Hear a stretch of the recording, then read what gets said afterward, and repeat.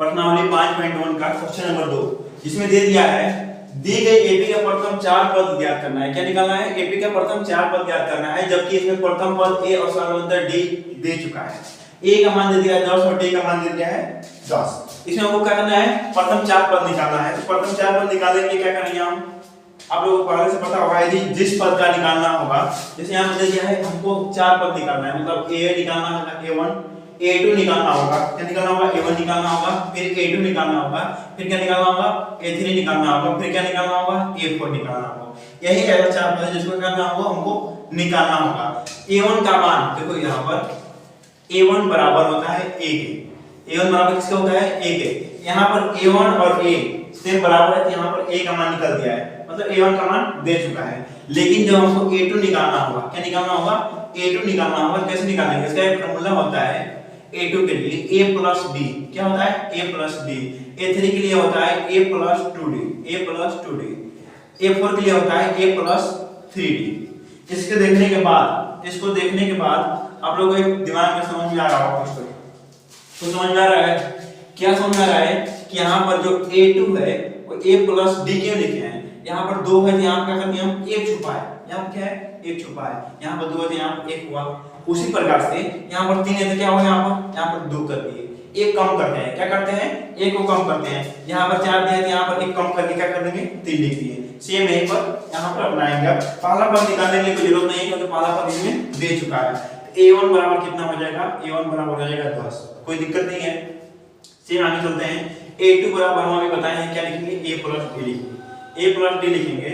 a का मान दे दिया है 10, तो 10 लिखेंगे, और d का मान भी कितना दे दिया है? 10 दे दिया है। यहाँ भी 10 हो जाएगा। 10 और 10 कितना हो जाएगा? 20। a2 का मान कितना आ जाएगा हमारा? 20 आ जाएगा। कोई दिक्कत नहीं है। a3 का मान कितना आएगा? a3 का मान दे दिया है a प्लस हो जाएगा उसका 2d, a plus 2d। a plus 2d जब हो जाएगा तो इसके लिए हो जाएगा a प्लस में 2 गुणे, सॉरी, a का मान 10 दे दिया है तो 10 प्लस में 2 गुणे d का मान है 10 प्लस 10 गुना के 20 बराबर कितना हो जाएगा? 30। इसका कितना आ गया? a3 का मान आ गया 30, और a4 का मान कितना आ जाएगा? a4 बराबर हो जाएगा a प्लस में 3d। a का मान दे दिया है 10 प्लस में 3d इंटू d का मान दे दिया है 10 बराबर 10 प्लस में 10 3 30। 30 बराबर कितना आ जाएगा? 40। यहाँ से हमारा निकल गया क्या? अब यहाँ पर एक ही जो बनता है वो हमारा एपी बना है। क्या?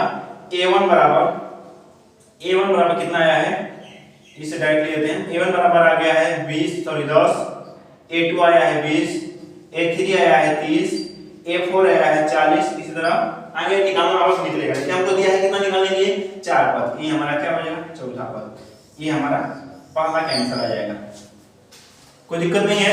यहाँ पर दूसरा क्वेश्चन देखते हैं हम। दूसरा में दे दिया है, दूसरा में क्या कर दिया है? दूसरा में a का मान और d का मान इसमें भी दे दिया है। a बराबर दिया है -2, a बराबर दिया है -2 और d बराबर दे दिया है 0। a बराबर कितना दिया है? -2 और d बराबर दे दिया है 0। यदि इसका मान निकालना होगा तो सेम हमको a बराबर लिखेंगे। a बराबर कितना होगा? जो रहेगा -2। कोई दिक्कत नहीं है। अब a2 बराबर कितना हो जाएगा? a प्लस में d होगा ना। a का मान दे दिया है -2 और d का मान दे दिया है प्लस में 0। इसका मान कितना आ जाएगा? -2 आएगा। a2 का मान कितना आ गया? -2। अब a3 निकालना होगा तो a3 बराबर क्या लिखेंगे? a प्लस इससे कम क्या होगा? 2d होगा, तो 2d हो जाएगा। a का मान दे दिया -2 प्लस में 2 गुणे d का मान 0 है, इसका मान कितना आ जाएगा? -2। कोई दिक्कत नहीं है।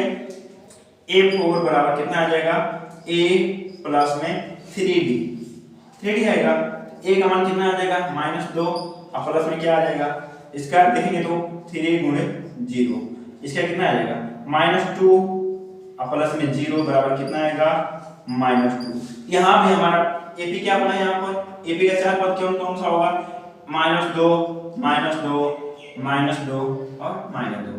यहाँ पर सब क्या आ रहा है? चारों पद क्या आ रहा है? इसमें बराबर आ रहा है। इसी प्रकार से तीसरा